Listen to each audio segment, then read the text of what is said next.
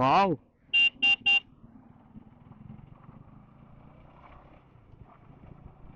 బండి మాత్రం super smooth ఉంది అసలు.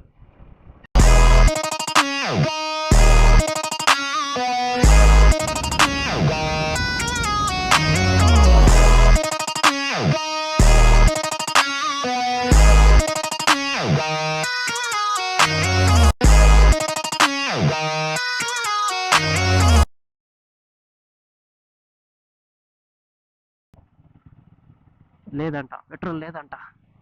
ఫ్రంట్ సైడ్ 110 సెక్షన్ టైర్ ఇచ్చాడు కదా, వెనకాల అలాగే మనకు 150 టైర్ సెక్షన్ ఇచ్చాడు. సో టైర్ యాంగిల్ అయితే మనకు చాలా వైడ్ ఉంటుంది అనమాట. వైడ్ ఉన్నప్పుడు ఏమవుతుందంటే చాలా గ్రిప్పీగా ఉంటుంది.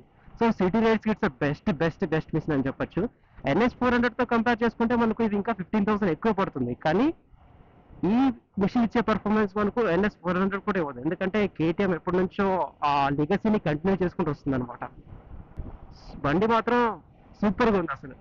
రైడ్ ఎక్స్పీరియన్స్ మాత్రం సూపర్గా ఉంది. ఒకసారి దీన్ని టాప్ స్పీడ్ చెక్ చేద్దాం.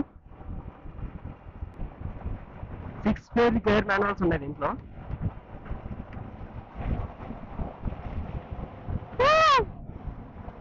ఓహో,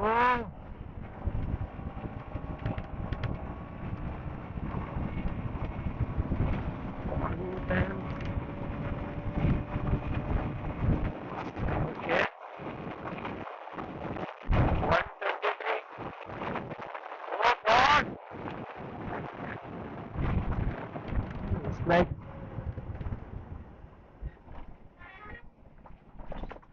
బ్రేకింగ్ కూడా సూపర్ ఉంది అసలు.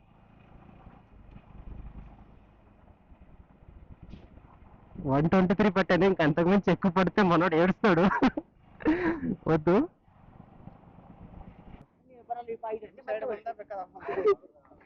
ಇಲ್ಲ ಸ್ಕ್ಯಾನರ್ ನಾನು ಹಾಕ್ತೀನಿ ತಗೋ, ನಾನು ಹಾಕ್ತೀನಿ ತಗೋ. ಇರ್ಲಿ ಇರ್ಲಿ ఇర్లు తగ్గ ಎಷ್ಟು ಹಾಕ್ಸಗ. ఫ్యూల్ కెపాసిటీ 13.6 లీటర్స్ ఇచ్చారనమాట. చూడడానికి మనకు ట్యాంక్ అనేది కొద్దిగా చిన్నగా అనిపించవచ్చు, కానీ it's a good natural machine. చిన్నగా అనిపించవచ్చు కానీ కరెక్ట్గా ఉంటుంది అనమాట. అండ్ హ్యాండిల్ బార్ విషయానికి వచ్చేస్తే it's very light weight, very అంటే very light weight, easy to handle. చాలా అంటే చాలా ఈజీగా హ్యాండిల్ చేయొచ్చు. ఒక సిటీ రైడ్స్కి చాలా అంటే చాలా బెటర్ మిషన్ అని చెప్పొచ్చు. ఒక పవర్ఫుల్ మిషన్ కావాలని చెప్తే మనకు absolutely it's KTM Duke 200, no doubt. Generation 1 నుంచి ఇప్పటి వరకు దీని లెగసీని బాగా మెయింటైన్ చేసుకుంటూ వస్తుంది అనమాట. జనరేషన్ 1లో మనకి లాంచ్ చేసిన డ్యూక్ని కంపేర్ చేసుకుంటే ఈ డ్యూక్ చూసినట్టయితే చాలా అంటే చాలా మోడిఫికేషన్స్ జరిగాయి. అండ్ అలాగే చాలా మోడిఫికేషన్స్తో పాటు చాలా ఇంప్రూవ్మెంట్స్ కూడా జరిగాయి. తర్వాత డిహెచ్ ఇంజిన్ రిఫైన్మెంట్ చాలా జరిగిందనమాట డ్యూక్ 200లో. ఇట్స్ బెటర్ అని చెప్పొచ్చు. వైబ్రేషన్స్ చాలా తగ్గిపోయాయి. And more over engine performance మాత్రం పీక్స్లో ఉంది అసలు.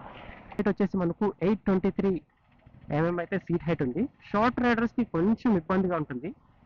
ఒక 5.6 5.7 అక్కడ వరకు కొద్దిగా ఇబ్బంది ఉంటుంది. దానిపైన మనకు ఈజీగా రైడర్స్ అనేది ఈజీగా రైడ్ చేసుకోవచ్చు, ఎటువంటి ఇబ్బంది లేదు. నా హైట్ వచ్చేసి నాకు 5.7, నాకు కాళ్ళు ఈజీగా అందుతున్నాయి అనమాట. కొత్త బైక్లకి అయితే మనకు TFT కన్సోల్స్ అయితే ఇచ్చారు. ఇది పాత బైక్ కాబట్టి మనకి ఇంకా ఆ TFT కన్సోల్ అయితే దీంట్లో అప్గ్రేడేషన్ లేదు. దీంట్లో మనకు ఓల్డ్ కన్సోల్ ఉంది. దాంట్లో మనకి ఏమేమి వస్తుందంటే టర్న్ బై టర్న్ నావిగేషన్ వస్తుంది. అండ్ ఆల్సో మనకు ABS on and of modes కూడా ఇక్కడే ఆపరేట్ చేసుకోవచ్చు.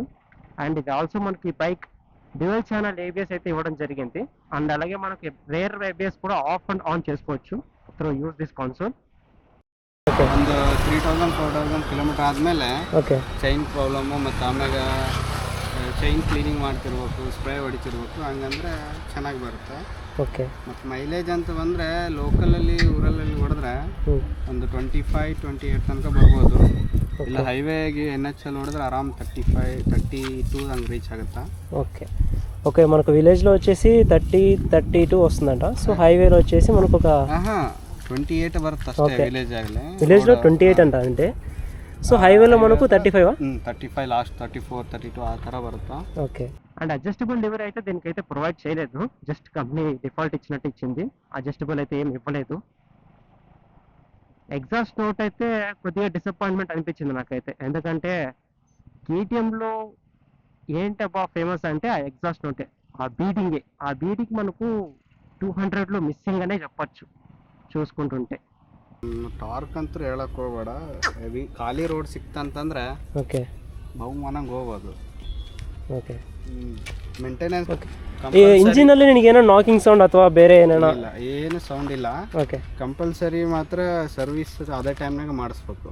ಓಕೆ ಇಲ್ಲಾಂದ್ರೆ ಮತ್ತೆ ಪ್ರಾಬ್ಲಮ್ ಪಕ್ಕ ಬರುತ್ತೆ. ఓకే.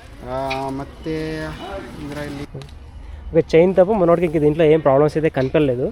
MT1 MT15 ಆಗಲಿ, ಇನ್ನೊಂದು ಬಂದು ನಮಗೆ RTR ಅಪಾಚೆ R15 ಆಗಲಿ. So Y Duke? ಇದಕ್ಕಂದ್ರೆ ಇದು actually dream. Okay since childhood ಅಲ್ಲಿಂದನೇ ಡ್ರೀಮು. BS3 ಆ್ಯಕ್ಚುಲಿ ಇಷ್ಟ ನನಗೆ. ಓಕೆ. ಬಟ್ ಅದು ಶೋರೂಮಲ್ಲಿ ಇಲ್ಲಲ್ಲ. ಸೊ ಅದಕ್ಕೆ ಶೋರೂಮಲ್ಲಿ ಇದ್ದಿದ್ದು BS6 ಮಾತ್ರ. ಓಕೆ. ಸೊ ಅದಕ್ಕೆ ಇದು ಬೈ ಮಾಡಿದೆ. ಆ್ಯಕ್ಚುಲಿ ಮನೇಲಿ ಇದೆ ಇನ್ನೊಂದು BS3 ಮಾಡಲು, ಓಕೆ, ಸೆಕೆಂಡ್ ಹ್ಯಾಂಡ್ ತಗೊಂಡಿದ್ದು.